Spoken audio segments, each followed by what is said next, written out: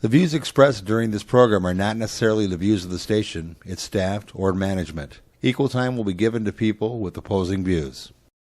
Welcome. You're listening to Mike Hewitt in the Renegade River Show. Today, I have the very big fortune of having Jim Riley here in the studio. And by the way, I am back in the studio here in the great state of Michigan. Jim, welcome to the show. Well, thank you for having me back. It's nice to see you here as opposed to on the air, on the telephone from Vegas, although I wouldn't be surprised that you might prefer to be in Vegas. I got to tell you, I think that my family was glad to see me go.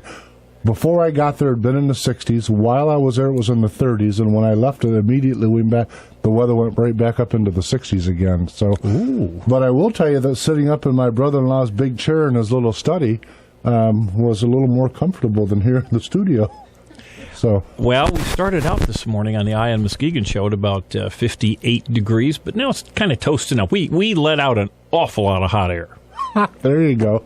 Hey, what I wanted to talk about today, and the reason I've asked you to come back and join us is a couple things. First off, I wanted to pick up a little bit to talk about the SHOT Show, since you were hosting last week, and that's where I was at the SHOT Show. In Vegas, yeah. Yep, out in Vegas. I wanted to give you a little bit of stats that I kind of thought were fun. The first one is when I first got there, my brother-in-law is a retired police officer from Pontiac, Michigan, Jim Brown. He and my sister, and inevitably my mother and family, a lot of my family at least, moved to Vegas. So when I went to the SHOT Show, I got to stay at their home, and of course he joined me because the SHOT Show, for the listeners that are not familiar, is primarily an industry show for law enforcement and for federal firearm license holding retail sellers of firearms, for lack of better words. And so, of course, he was excited about going until we got there. The overall complex is 1.8 million square feet. And Jim Brown, my brother-in-law, and I are, I guess, older and heavier than we should be. I saw you made a comment that you walked like 87 million miles. Oh, it was outrageous. And, we got there at 8:30, and by the time we started seeing 11:30, my brother-in-law, he's saying, how long were you wanting to stay today? And so I've got a 2:30 appointment with the Browning people, so we're going to be here a while. But by the time we actually left, it was, we were beat up. It's a huge area. The actual show itself is 630,000 square feet of net show. And that's, when you think of a huge house as being 3,000 or 4,000 square feet, and you're talking about almost, over 600,000 square feet, that's just a lot of, it was stretched out over 3 levels across the Sands Convention, or I think it's called Sands Convention in downtown Vegas. But along with the sheer amount of walking you have to do, I think it was the biggest SHOT Show ever. It's the 26th year, the biggest show. You had some 62,000 people in total go through, but probably 40,000 of them were there that morning. So it was the epitome of herding cattle, because everywhere you went, you got narrow halls and a lot of people trying to go through them. And this was the trade show. This wasn't for the consumer. This was for the professionals, the people in the business. Strictly law enforcement and FFL holders, and it was an industry trade show. It's the biggest in the world of its kind, and the stats are biggest in the world for firearms trade show. But Vegas is like the home of conventions. And it's of all of the conventions. Among other things. Oh, yeah, that too. But what they say, anything you want, if you got the money, you can buy it in Vegas. But the SHOT Show is the 5th largest in Vegas of all of the conventions that they have. It was just monstrous size. Really? The 5th in Convention City, if you will. Yeah, exactly. So This thing was monstrous. When we first got there, you had a bunch of fellows I'm 52 now. I had a birthday since I saw you last. Oh, I saw that. Yes, happy birthday. Yeah, thank you. So you got a bunch of old fellas. I'm 52, so we're talking about some older fellas. And when we first got there, they're all pulling these little carts. It was kind of irritating because everywhere you went, you're tripping over some fellow with a cart being dragged behind him. They were Depends? Well, no, they were actually cute. They were actually milk cartons. They were milk cartons on wheels, is what they really were. Okay. And truly, it was irritating because you're perpetually tripping. But by about noon, as my bag crossed over the 50-pound limit for the brochures and so what that you're collecting, I thought, wow, those older fellows with those rotten milk cartons on wheels are really way smarter than me. That's really the bottom line there. I learned that lesson.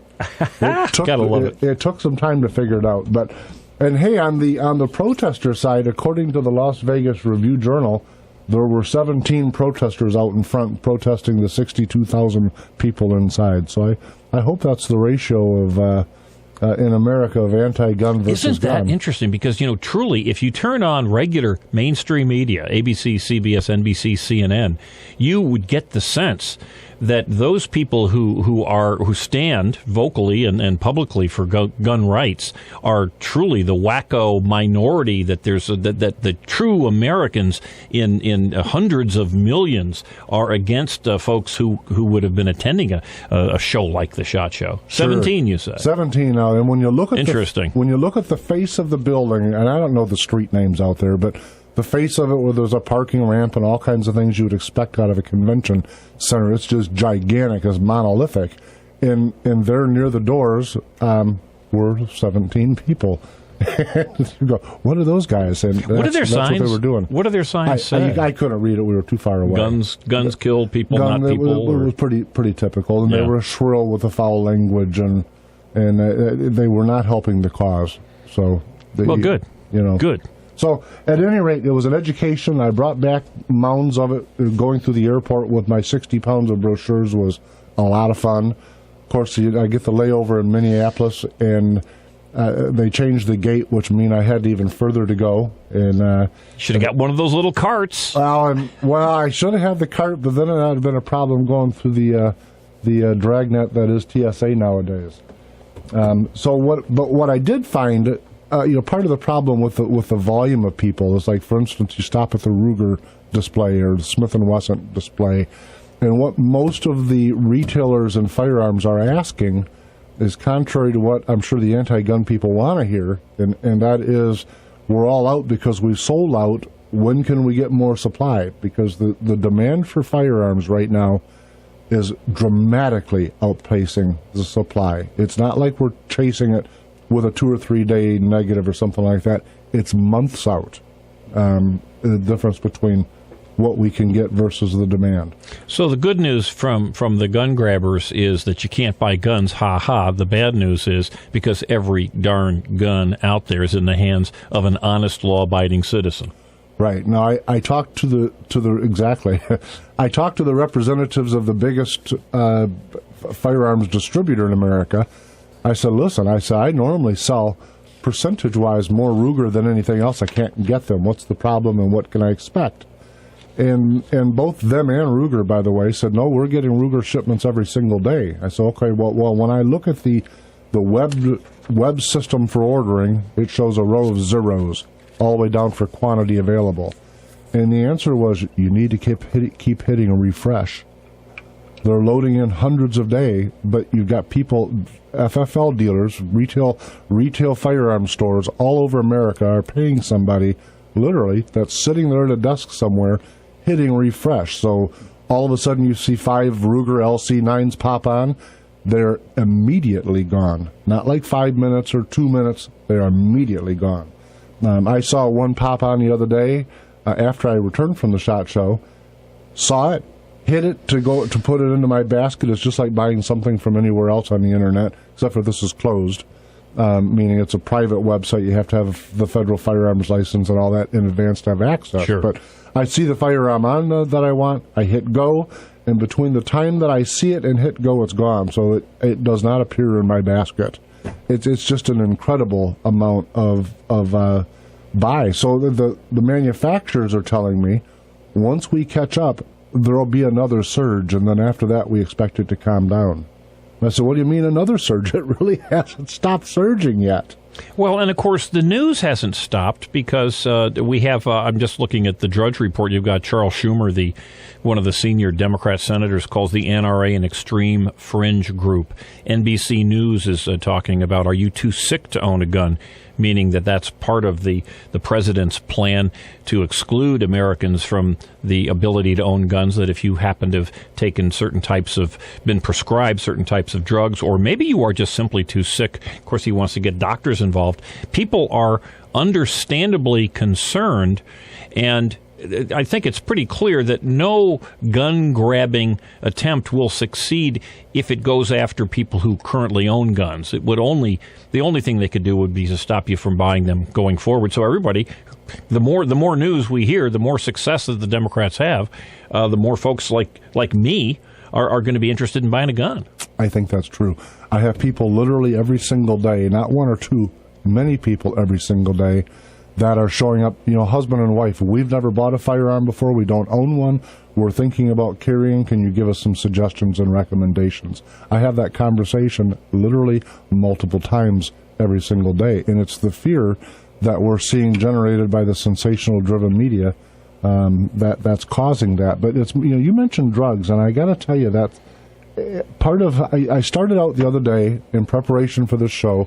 We talked last week that we were going to talk about the SHOT Show and talk about exactly what we're slowly working our way towards, which is, at least from my vantage here, is how do you prevent these kind of things that are taking place? I think that's vastly more important than what Obama's doing or anybody else is doing, including myself, by the way. The idea is so it goes to what I keep asking is, why does it happen? And I started out with the plan of writing, he had 23 points on his executive order, and I was going to write down 23 questions, and that was going to be my show today. The problem with it is that I couldn't get that far, because at the end of every road was psychotropic drugs. Every with the exception of the Fort Hood. Fort Hood, I was drawing a mental blank. With the exception of that, all of the contemporary mass murderers have been taking some form of the psychotropic drug. Every single one of them. That's the only common thread. Even the fella that did was it Virginia Tech? Yeah. Virginia Tech. He was South Korean and was on the same type of drugs as was the guy in Colorado, as was the guy in Connecticut. So when you start drilling it down, it goes beyond what Obama wants to ask when he's saying, are you mentally competent?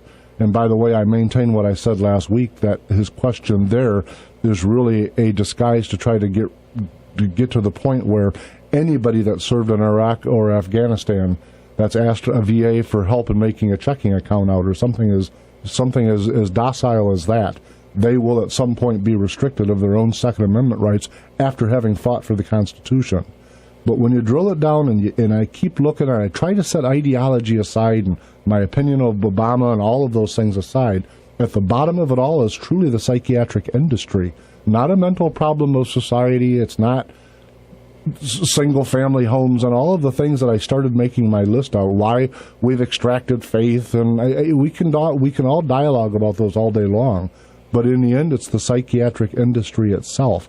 When I look at the guy sitting in the courtroom out in Colorado, and I'm thinking, this guy was visiting with a psychiatrist at one point who prescribed him some really heavy medication.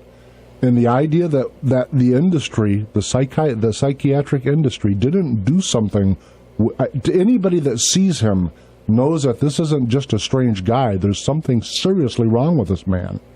And, so we hear the cliche things of it's Engler's fault, it's Reagan's fault, it's Bush's, it's Obama's. I got to tell you, I don't think it's any of that. There's something really sick in our psychiatric industry. My own personal thing, I believe, it's the way Medicare and Blue Cross and all of those pay. We've got a third-party payer system. We've got an industry that really works more of a socialist economic structure. And I'm not making a political statement when I'm saying it. It's just what I recognize as being a fact. So in my mind, I see a socialist driven system trying to be plugged into a capitalist economy. And I think what you get out of that is you get a psychiatric industry that's chasing billing hours and not cures. And it's the only way I can rationalize how somebody can look at that guy and say, this is the guy I should give some really heavy medication to and send him out on the street. Well, I couldn't agree with you more on that, but let me just ask a question, and I don't mean to change the subject here, but didn't most, if not all of these folks, excluding the Fort Hood shooting, didn't they obtain their guns illegally, most of them? Yeah, I'm not aware of any of them that actually walked into an FFL store and bought a firearm and went out and did it. I'm not aware of any circumstance like that. So no matter how constrictive and how tight and how well enforced these 21 points that were presented by the president, or the vice president, I guess, who called himself president yesterday, no matter how tight they are. He's planning ahead. Yeah, that's what he's planning. But that it turns out, I mean, whether you're mentally deficient or you are drunk or you're drugged or for whatever reason, almost all of these occasions happen by people who violate the very laws that the president is suggesting that we expand, and that will stop it. They're already breaking those laws. I got to tell you, as it relates to gun restriction and the president's agenda, we can get off into the dialogue about whether I hear some people on the internet saying this was done, it's a government job and all kinds of things. And one thing is for certain, the president certainly had in mind going for gun control, and these were coincidences that he's opportuning. But I got to tell you, I think the problem's way bigger than whatever he's got on his agenda if we don't control what's going on in the psychiatric industry. I need you to stay with me. We're going to go to a break, and we'll be right back. Bad boys, what you want, what you want, what you gonna do when Sheriff John Brown come for you? Call Bad Boys Bail Bonds. Open 24/7, 365 days a year. Agents statewide and nationwide. We do 10% bonds for less. Call toll free 866-728-6400. And remember, if we can't get you out, you ain't getting out. Payment plans available. Call now, 866-728-6400. $5,000 reward for information leading to the arrest and conviction of the suspect or suspects responsible for the death of Alvaro Lora. Alvaro was 72 years old, was found by his daughter on April 27th inside his home in Muskegon, brutally stabbed and beaten to death. And still, the homicide remains a mystery. Please help Alvaro's family for justice. Anyone with information is urged to contact the Muskegon Heights Police Department at 231-733-8900 or Silent Observer at 72-CRIME. Classic Computer Sales and Service. They buy, sell, trade, repair, and upgrade. New custom-built computers, 3-year guarantee, excludes laptops. Or your computer tuned up with more memory, hard drive, or maybe a DVD burner installed for $49.95. Need cables, power supply, or get the computer built the way you want it? You can do it at Classic Computer in their new location, 1921 Apple Avenue, Suite B. Call 773-5957. Classic Computer with hometown quality service. Make a run for the border. Taco Bell is waiting to cook for you. Delicious tacos, nachos, chalupas, gorditas, quesadillas, or try their famous grilled stuffed burrito for only $1.99. Make it a combo for only $3.49. Their large variety includes specialties, combos, supreme salads, and kids' meals. Taco Bell, the best fast food north of the border. So walk in or drive up. Visit all of the Taco Bells in West Michigan. Open Sunday through Thursday, 10 a.m. to 11 p.m. Taco Bell's open Fridays and Saturdays from 10 a.m. until 1 a.m. Welcome back. You're listening to Mike Hewitt on the Renegade River Show, and we're here today talking with Jim Riley, and we're still dabbling a little bit with the SHOT Show, but we're really trying to drill into what's really happening socially that's causing these shootings. And one of the things that's important to consider, it's one of the things that Jim Riley said while we were at break. If you look at the number of people in America, some 300 plus million people, and you start looking at the number of mass murders that we're dealing with, the percentage is extraordinarily low. So where were you going with that point, Jim? Well, I was just suggesting that these are aberrations. We have, of course, thousands of young people and adults who are killed in texting and while driving accidents, and you've got lightning accidents, and you got people who ski and skateboard and do any number of things where you really have significant numbers of deaths. But the instances are way, way higher. I mean, we have one mass murder. These are awful. Don't get me wrong. They are just awful. But we have one every, 5 years, 3 years, 10 years. It's a rare event, relatively speaking. And we cannot get to a zero-fault society. The concept or the phrase, if it just saves one life, will stop everything. Good golly. I mean, airplanes crash on occasion. They're filled with screaming people, and we allow airplanes to go on.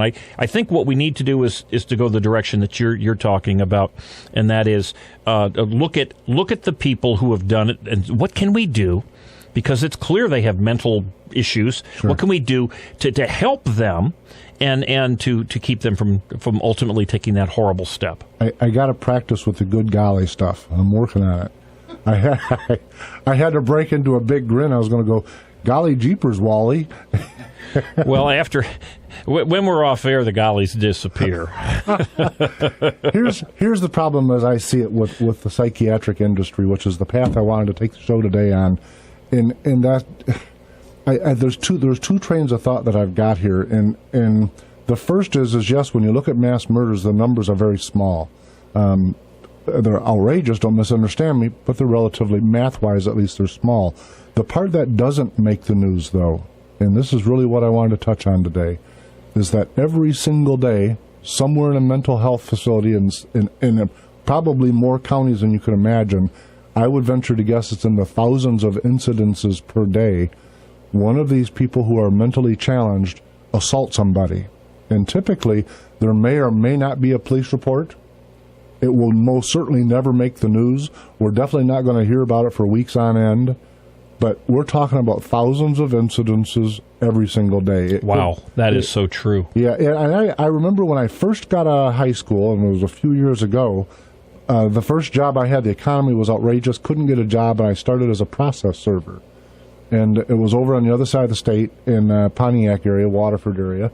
And one of the things that I found that I had to do a lot was I was serving doctors, just by the nature of their business. Not that they were bad people, but part of the service that I found, I spent once or twice a week, go to Clinton Valley Center, which was the big state medical or mental facility. It was an asylum, for lack of better words, a huge Gothic-looking building built in the 1800s. The whole structure is gone now. But where I'm going with this is that it seems that both sides, both conservative and liberal, when it comes to mental health, take a position of extreme.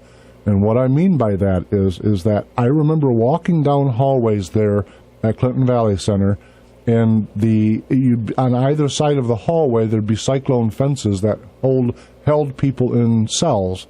And those people would many times, a lot of them, in fact most of them, would, as they heard you come, they would climb up the sides of the cyclone fences and would be swinging back and forth on them, screaming and yelling and throwing stuff through the fence at people passing down the hall. Now that I'm watching all of this drama unfold with these mass murder people, and I'm drilling down, trying to do some sincere research, I can't help but wonder, since those places like Clinton Valley Center, the big mental facility that was up in Lapeer County, all those places are gone. And you got to think, wait a minute, are all of those people really living in foster care facilities? And that scares the heck out of me to think that. Well, we know many of them are living in jails and prisons because that behavior obviously is antisocial. And when you do get violent, and I had a brother that had mental issues, he was schizophrenic, and he occasionally did get violent. And our systems, sadly, are not set up. If you do something where you're going to slug somebody in the face or maybe even pull a gun and shoot at someone, yes, they may do a competency, but it's very limited. And how many of these folks we know clearly are incompetent, in at least in terms of living in our society, but they may be competent enough to go to prison or to jail. It's a fascinating thing because our society right now, probably unwittingly, but spends a tremendous amount of money trying to rehabilitate folks and get them into mainstream society, and there's some of them that can't be. And the risk we face by trying to force a round peg into a square hole is violence. And it does not, like I said, it doesn't necessarily rise to the magnitude of a mass murder, but somebody somewhere is getting hurt every single day in probably every single county in the United States. You know, I just want to jump on this because my first thought was, okay, it'd be nice if we could do something to help these people and certainly protect the rest of society and protect themselves. But that's going to cost a lot of money. Well, how much money is the president's new proposal in terms of gun grabbing, in terms of laws, reportage, hiring more federal and who knows state and whatever employees? How much is that going to cost? Would that money be better invested in trying to better the lives of those people who have been pegged? Now, the problem is, I don't know if you can peg most of these mass murderers because they truly seem to. Most everybody says, "Geez, I didn't figure that person would do that." But we do have a mental health problem in this country, and I don't know. We seem to always be going off in different directions.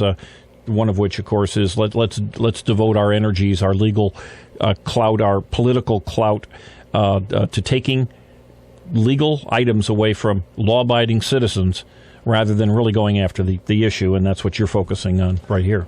It is part of at least from my vantage, when I try to look at this and really bite into it to get an understanding of it. You have a mental health structure, for lack of better words, that's frankly overwhelmed with a large percentage of people that really are not disabled to the point where they can't function in society. But sadly, the way our entitlement process is set up, they earn more, I use that word very loosely, they receive more benefits and income and health insurance, etc., being in a disabled circumstance than they do trying to lead productive lives.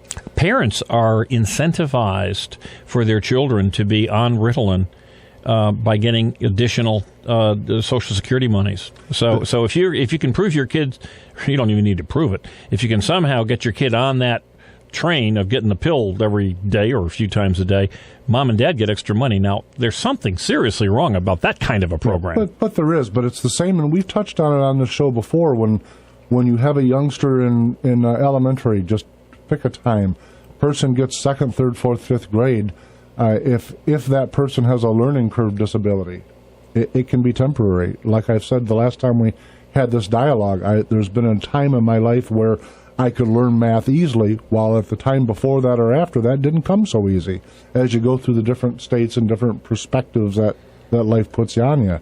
So, but what the school systems do is they're seeking funding. So if you're my pupil and I can label you as being a slow learner, if you're challenged, I get more federal funding.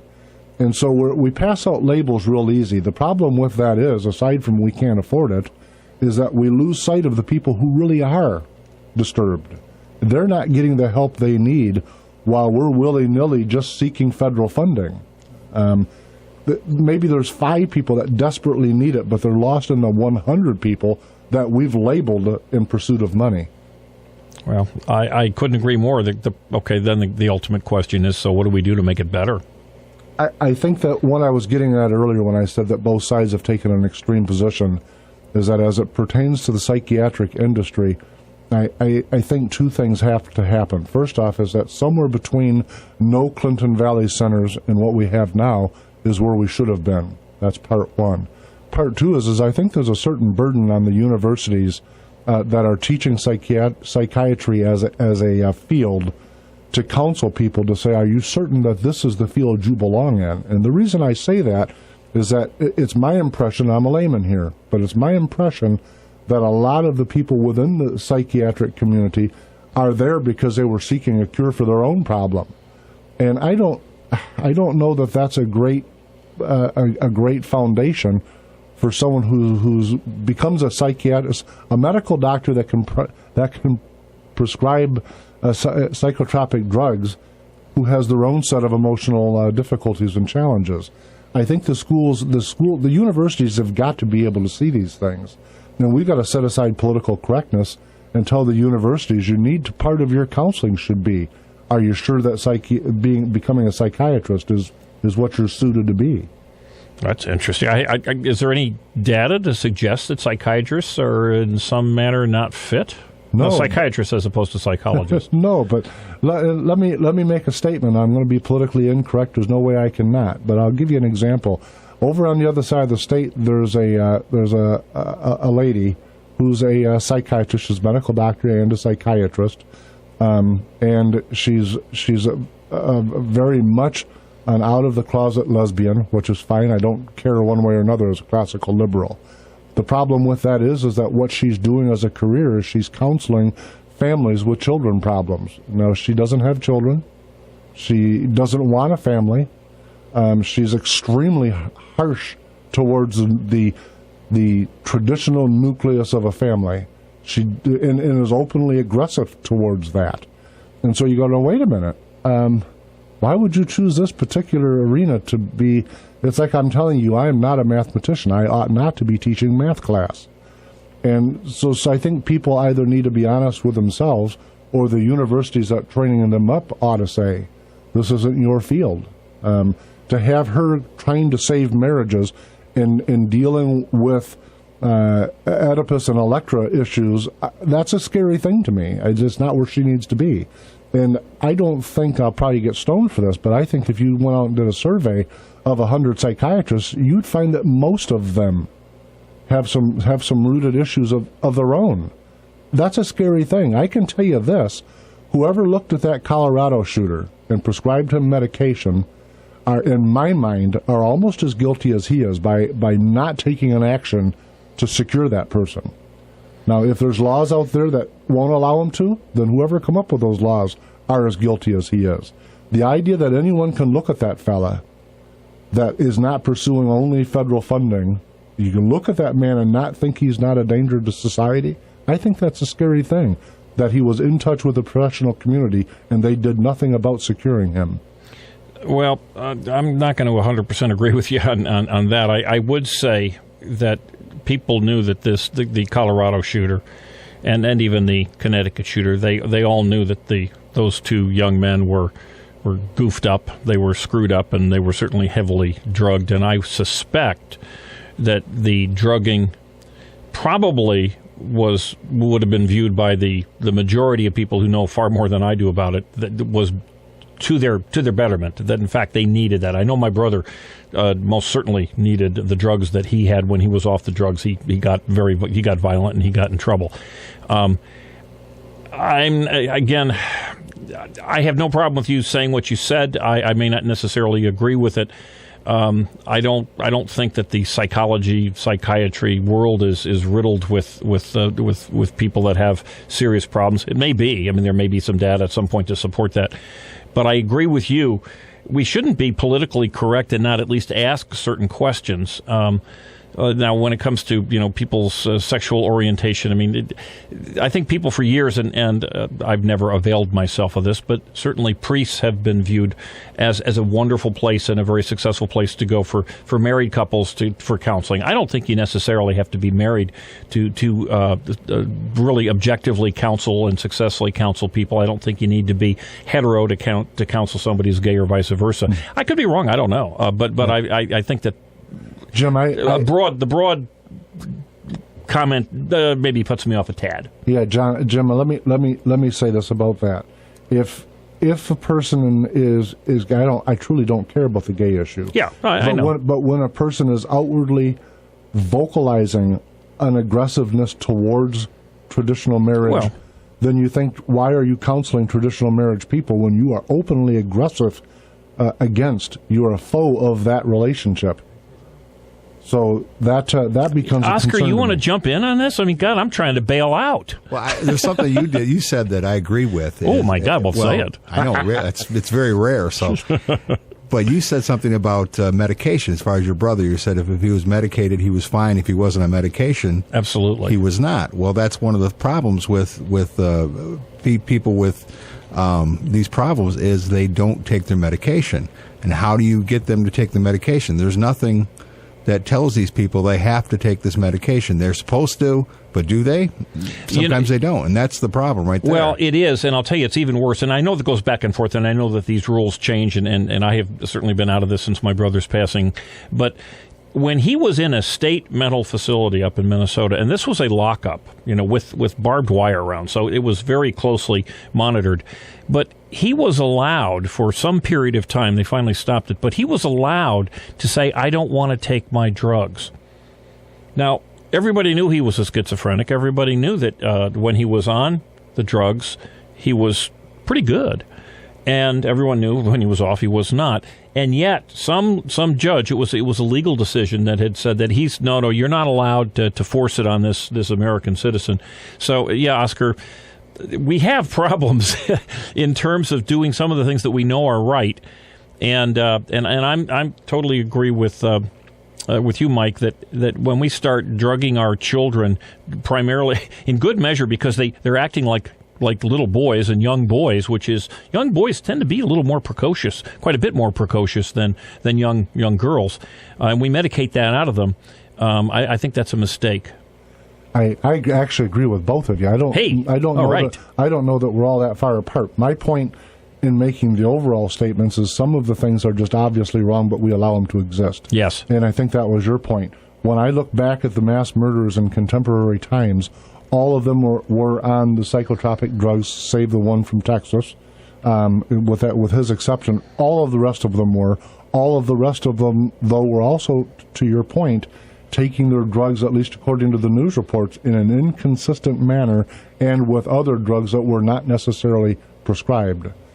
The problem that I have with it... Ooh, that's true. And that's an important ingredient. My brother, when he was on his drugs and he was in the halfway house, availed himself to much alcohol and marijuana. But the problem that we have as a society is that we're not... This is a pretty tough topic, and as a society, we're not taking it on. There's some echoes over on the sides, both of left and right, that are saying, well, it's a mental health issue. I'm not using it as a crutch, but I'm saying you can't help but say everyone involved here, except for one, was directly in contact with the psychiatric industry. We're all on essentially the same drug lines. All of them had mixtures of other drug that obviously were not prescribed, but there's such a common thread. Yeah, we ought to start investigating that far more deeply than it appears that the president and others seem to be interested in. I look at all of these commonalities and I say, why are we talking about whether my gun has got wood stocks or plastic stocks? That part makes no sense to me, that we're going to regulate 300 million people because there's way less than 1% of the people that have direct contact with the psychiatric industry that are not able to function in society. It just seems to me, and again, this is not conservative or liberal, any of that. It seems to me we're working on the wrong end of this problem when they all have a commonality.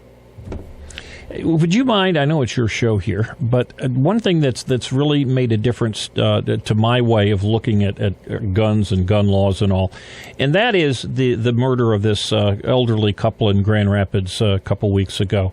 And I was talking with Honey Bunch about this, and there's day in and day out we hear about people who use guns to protect themselves. So the Second Amendment and the intent of the founders aside, one of the things that we know for a fact, I mean, liberal governments have told us we are tight on money and we're running out of money and we're going to have to cut back. And as we've seen over in Muskegon Heights and other places, they're cutting back on police. So we know that, number one, the protection, whatever protection may come from additional police, is being reduced. And we also know that society has been told that, well, there's any number of people who have unfairly enriched themselves on the backs of the poor, and this hate between the haves and the have-nots seems to be ginned up by a lot of politicians. And it seems to me, and I've talked with some of the police in Norton Shores, that some of the smaller crimes have been going up, the car break-ins and things of that sort.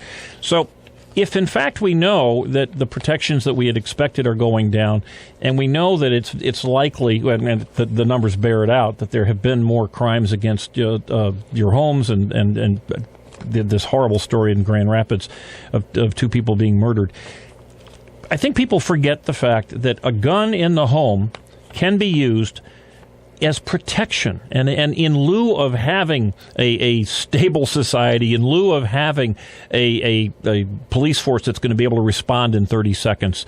I understand that in Connecticut, the first police showed up in, 20 minutes, and the average in the country is 8 minutes, which, of course, there was a story just a couple days ago where a 12-year-old girl, this is up in Philadelphia area someplace, I believe. Anyway, she was home alone, and a guy broke in the house, kicked in the door. She ran upstairs. She hid in a closet, and the guy came into the closet, and she finally shot him, 12-year-old girl. Without a gun, who knows what horrible story we would have been reading or would have been buried. And I'm just so sick and tired of the left saying you don't need this to hunt. We need this to protect ourselves and our families. I think it's kind of a fascinating thing when you look at the stats on it. First off, I tried to find them, and they're not possible to find. Even though all of these incidences have been recorded, nobody's tabulating the numbers of times that guns have saved lives. But on the other hand, if there's any incident whatsoever where they've been used in violence, those are echoed over and over and over endlessly. So, Jim, we're going to go to a break, and we'll be back shortly, everybody. $5,000 reward for information leading to the arrest and conviction of the suspect or suspects responsible for the death of Alvaro Lora. Alvaro was 72 years old, was found by his daughter on April 27th inside his home in Muskegon, brutally stabbed and beaten to death. And still the homicide remains a mystery. Please help Alvaro's family for justice. Anyone with information is urged to contact the Muskegon Heights Police Department at 231-733-8900 or Silent Observer at 72-CRIME. Bad boys, what you want, what you want, what you gonna do when Sheriff John Brown come for you? Call Bad Boys Bail Bonds, open 24/7, 365 days a year. Agents statewide and nationwide. We do 10% bonds for less. Call toll free 866-728-6400. And remember, if we can't get you out, you ain't getting out. Payment plans available. Call now, 866-728-6400. Classic Computer Sales and Service. They buy, sell, trade, repair, and upgrade. New custom-built computers, 3-year guarantee, excludes laptops. Or your computer tuned up with more memory, hard drive, or maybe a DVD burner installed for $49.95. Need cables, power supply, or get the computer built the way you want it. You can do it at Classic Computer in their new location, 1921 Apple Avenue, Suite B. Call 773-5957. Classic Computer with hometown quality service. Make a run for the border. Taco Bell is waiting to cook for you. Delicious tacos, nachos, chalupas, gorditas, quesadillas, or try their famous grilled stuffed burrito for only $1.99. Make it a combo for only $3.49. Their large variety includes specialties, combos, supreme, salads, and kids' meals. Taco Bell, the best fast food north of the border. So walk in or drive up. Visit all of the Taco Bells in West Michigan. Open Sunday through Thursday, 10 a.m. to 11 p.m. Taco Bell's open Fridays and Saturdays from 10 a.m. until 1 a.m. Welcome back. You're listening to Mike Hewitt on the Renegade River Show, and today we're here with Jim Riley, who's normally here early in the morning on Eye on Muskegon. That's right. That's that word, by the way, that the cultural elites are not fond of, but we love the word Muskegon. We love our county, Muskegon. Hey, I was just given a moment ago a bulletin from Consumers Energy, and many of you, if your power is out, if you're listening in the car, apparently 22,500 Consumers Energy electric customers are still without service after what they call a powerful winter storm. We didn't have a lot of snow here, but at least across the state, the high winds took out over almost 75,000 customers. There's still 22,500 Consumers Energy electric customers without service. If you're one of them, you know that, I'm sure. Interestingly to me, Kent County has, at this point anyway, 4,100, Muskegon County about 2,100, Ottawa 326. I wonder why that is. Maybe it's a church day for Ottawa, and somebody just said you're going to have electricity. But we've got still far too many people without. Now, this is comforting because it is Sunday. Quote, a majority of customers who have been without electric service since Saturday evening should have their power restored by the end of the day Monday. So, oh my golly, go to Walmart or Myers. There's got to be a blanket sale on, and prepare yourself. So, oh my golly. Well, oh my golly. Well, gee willigers, Wally. I want to get that Holland crowd. Okay. Hey, while we were on break, we got talking about the numbers of times that guns actually save people. And part of the research that I had tried to do in between shows was I tried to assign a number to that. And it's going to surprise my listeners, I know, but nobody's keeping tabs. There's no location. Now, if you type in gun murders, you'll find endless numbers, because it's not that there's a lot, it's that they will say the same story in every possible way that they can do it. It's like an echo chamber going out in ripples every time there's an incident. But there's no reports, or very, very minimal reports, of when guns save people. And clearly that happens vastly more than the negative. Let me give you a statistic, and this is what ultimately turned me around to being in favor of guns. I had heard a statistic which turned out to be actually a true statistic, that in fact more people were killed, or at least themselves or their family members were killed in defense of their home than were intruders killed. And I thought, well, that's awful, because, why have a gun if you're just as likely to lose a family member as you are kill the intruder? Well, what I didn't realize, and which is the rest of the story, is that, number one, that is at least at the time, it was a true statistic. But most of the time that when an intruder comes in, and in the case of this 12-year-old girl, she didn't kill the intruder.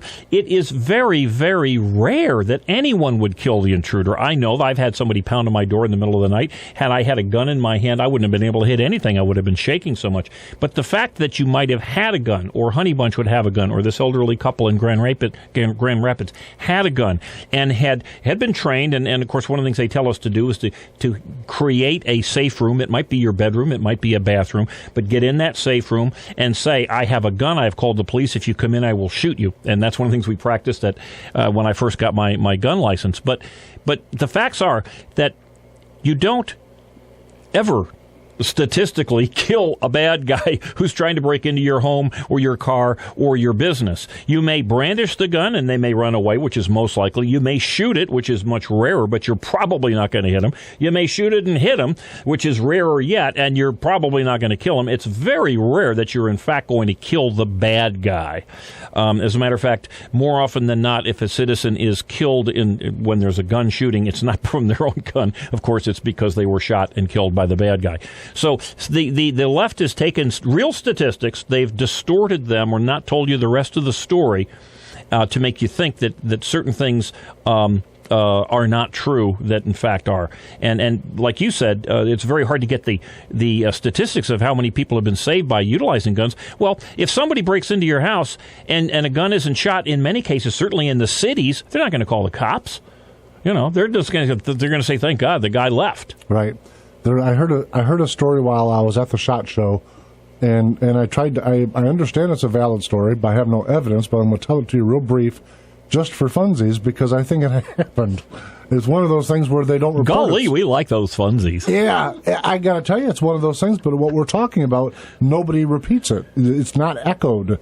If you find a story that, well, it's like we were talking about, if you find a story where someone wrongfully shot somebody, it's everywhere, over and over and over and over. All of the West Michigan papers, some incident happens in West Michigan, they'll talk about it for days on end, and they'll sell each other the story back and forth. You're going, come on, you wrote it wrong the first time. Why'd you guys pay for it? But I guess that's another conversation. They have this bad guy takes a bunch of people and herds them into a back office. He's got their hands drawn with that plastic strapping cord that they use for handcuffs nowadays. So he's got them all locked up, and he's telling them, one of the bad guys says to the other bad guy, if you put the muzzle really close in their ear, it lowers the bang, the noise effect is lower. So that's how we're going to shoot them. Well, once the hostages realize they're going to die, one of them happens to have a concealed carry with him, and so he wrestles around until he can finally gets it out, pulls it out, boom, boom, boom, and now they had pictures of it there, but you can't find them on the internet. So I know that it happened because of the pictures I saw there. But the idea that it wasn't reported at all is just fascinating. Yeah, and that's so true. This story, for instance, of this little 12-year-old girl, your story, these are real stories. They might have been, it probably was reported, but they get buried. And then when you try to search for them, they somehow, oops, they don't pop up. We do know, what was it, about 10 years ago, a young child found a gun in Flint and shot it and killed his baby brother or something. That was international news. We know about every one of those events because the consternation on the frowny faces on the Today Show and on the evening news. We don't know about these everyday events. And all of the other issues, be it hunting or protecting yourself from the government and all that, very legitimate issues, but it seems to me our society is changing. A lot of people feel entitled to your stuff in your home because they've been told you got it immorally. And as we cut back on police and other things, it seems to me that it's immoral to take away the ability to protect yourself. One of the things that's one of the fascinating realities of the echo chamber media is that it gives us the perception that it happens constantly. Yes. And we may be only talking about a single incident, it may have been heinous. Don't misunderstand. I'm not trying to make lightness of it. But when it's reported 80 times, you have a sense that it's happening in gloom and doom everywhere. Absolutely. And I think that's part of what we get from the 24/7 cable news cycle. Well, we get it from ABC, CBS, NBC, too. If you turn on, as I do, I've got two TVs side by side in the morning.